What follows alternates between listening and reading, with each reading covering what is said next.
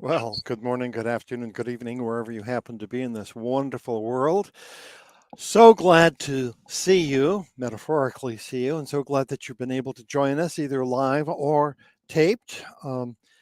I'm Scott, and with me today, as always, is Trina Paulus, author of Hope for the Flowers. And this is a very special season that we're embarked on, and an especially meaningful one to you, isn't it, Trina? Yes, Scott. When I first graduated from high school, I went to a community place called Grailville, and we're going to have a video from there that was taken 12 years ago to show how much the arts were important there and the idea of silence and darkness to have experienced it like that, manual labor, silence, darkness, and the darkening time until the beginning of the light, which is at Christmas. And so when I looked at this video that's coming up, I thought it says it better than I can just ad lib like this. So, Scott, I think we could just roll that right away if we want. And just before we do that, Advent is a big word. It means the coming. And so it's the coming in history, in mystery, in majesty. Majesty. In history, it's the idea of the 4,000 years of waiting for the Messiah. And we Christians think that Jesus is the Messiah and the 4 weeks before Christmas is the time of we call Advent, the coming. But it's also in mystery, coming into our own lives and our own hearts, to our own way of acting in the world as Christ, because He's not walking around today. So we want to bring that quality of love and compassion to others. And then the third thing is the mystery that this whole time of history until the final coming, until the end of the world is. That's the big Advent thing. And if there's time at the end of this, we'll talk a little bit more about that part. But here's the experience, something that they experienced through the arts of my life at Grailville. So, okay, this is it, Scott. Thanks.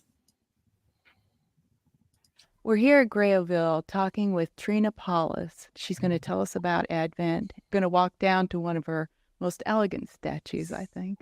Could you just explain about the statue and the season? I guess I start back when I first came to Grailville. That's 1949. That's a long time ago. I came in October, and Advent was very soon. Advent meant the coming. That's what the word means. But it was a season of darkness, where in this climate, it corresponds totally with the church's year of waiting, expectation for the fullness of what Jesus Christ is meant to be. This completion of the world, this last period of time that we're in. The whole period of time is Advent, actually. And Advent is meant to be those 4 weeks preceding Christmas, which is not just the birth of Jesus, but the fuller coming of God into our hearts and the fuller coming of God into the world. And that's what we experienced at Grailville, because our whole rhythm was based on the liturgical year, the church's year. So the quiet, the darkness, me coming out of 12 years of school, doing laundry and being up in the dark, and it was a magnificent change for me from my life in Cleveland as a high school girl, but wonderful. I felt I was living the Cathedral of Chartres. Our living circumstances were extremely simple and sometimes primitive, but our cultural experience was a high art form. It was magnificent. We made songs. We sang all the time. We sang the Mass and Gregorian chant, which is a magnificent experience to have. And this is for a lay person, because at that time, it's the only place that there was. It's amazing to be able to come and not be a nun and not be preparing to be a nun, but be preparing to be out in the world, but wanting a deep experience of spiritual formation. So that's what they gave us. So this statue comes years and years later, decades later, when I'm living in Montclair, New Jersey, where I'm living now. And I'm still there, very disturbed that this great period of preparation, which is like what the world needs and the world is in right now, preparation for what we don't know yet, the unexpected, the pregnant time. And I thought, I wanted to do something for my front porch. This is a statue for my front porch.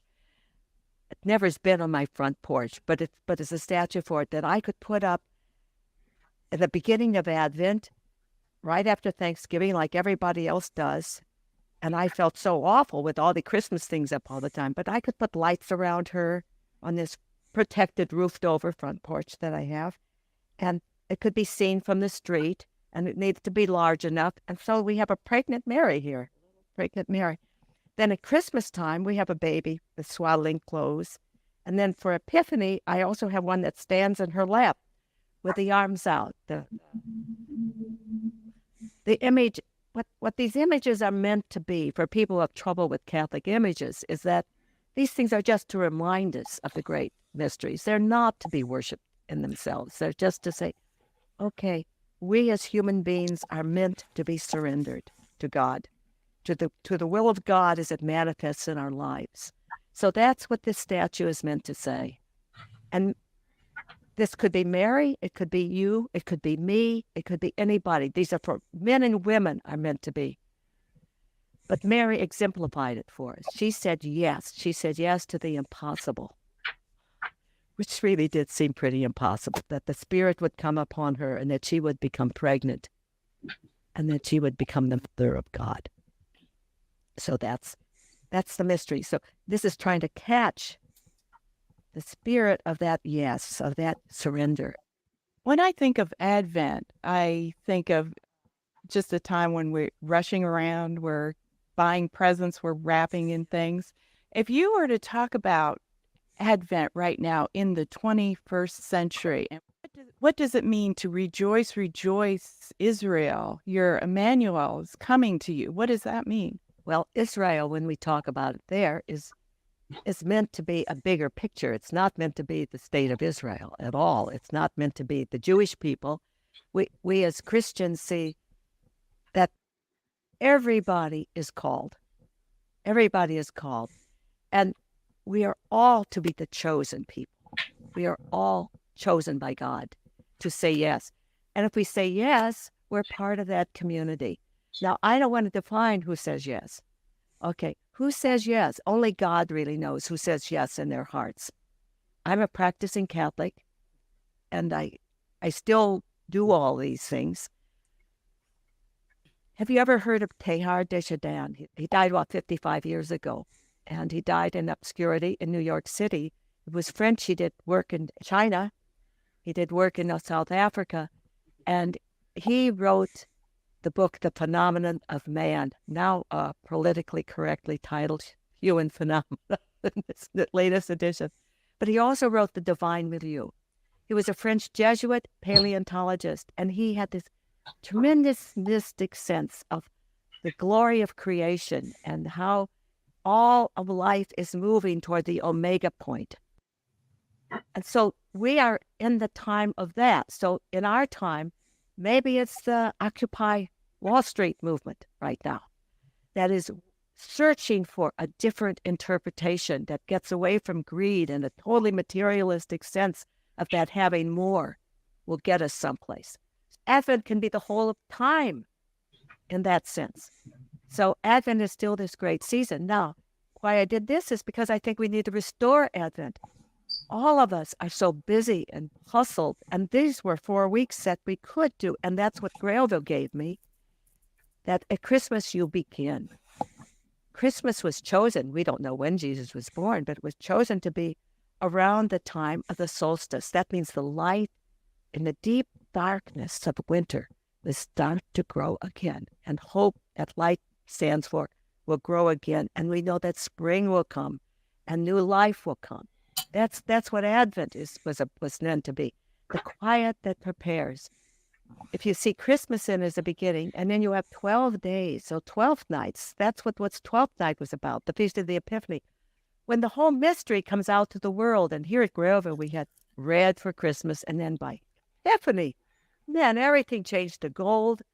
And then we have those Sundays after Epiphany. Now, even in the church, that's diminished and changed. But Epiphany was not just three kings. The Epiphany was that this mystery of light and life, thy light shall shine upon you.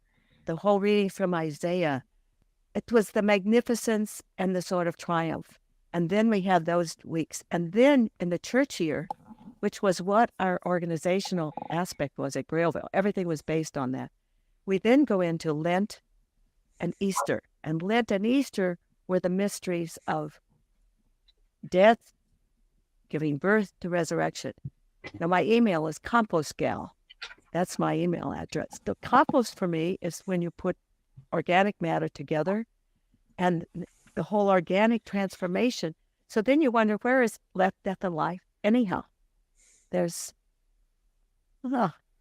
something looks like it's died, but immediately, if it's handled correctly and not put in a landfill or burned, it starts to deteriorate and rot in such a way that it becomes a blessing then for the new generation of life. So we have the death and resurrection thing that is part of nature. And so that's what we celebrated through Lent and Easter here at Grailville. Then Pentecost is the great triumph, and then the whole harvest feast of the Assumption and All Saints.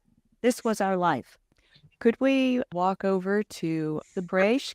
As I read your paragraph that you wrote about the Magi, Yes. I realized it wasn't the three kings. So would you like to talk about that? Well, we did an art production program here at Grailville, and the idea was to get better art out available for ordinary people. So it's the small one that we first did. And we did the 10 pieces, these pieces here that you can see. And everybody has a gift. And Mary can sit waiting all during Advent. This Advent, we talked about the emptiness, the waiting expectation. Then at Christmas time, the child can bring it in. Now, this is the large set that we made for churches and larger groups. This is not really a family scale thing. And this little boy has the bird. So then the next year, Dr. Van Kersbergen, who founded Grailville in 1944, said, we need kings. And I had a dreadful time to try to imagine that with this simple sort of humble approach, how we put Goldie kings in and stuff like that. Okay. I finally surrendered and went to those readings that we have for Epiphany. All the nations shall come, they shall understand, and the wisdom of all the ages. And I thought, those traditional gifts we have, they fit these different cultures. Okay, here we have an African, and I think of the African people with their tremendous sense of oneness with the earth and the riches of the world and the riches of the earth. So here we have the African. And I think of the Arab and the Muslim countries with their tremendous gifts of prayer. I worked in Egypt. I was there with a mosque right across the street, and 5 times a day you have the call to prayer, this magnificent call to prayer. These people pray. And that's what incense is mainly to represent. And then I heard the story from Lowell Thomas, and his story about the Dalai Lama, about how they chose that baby.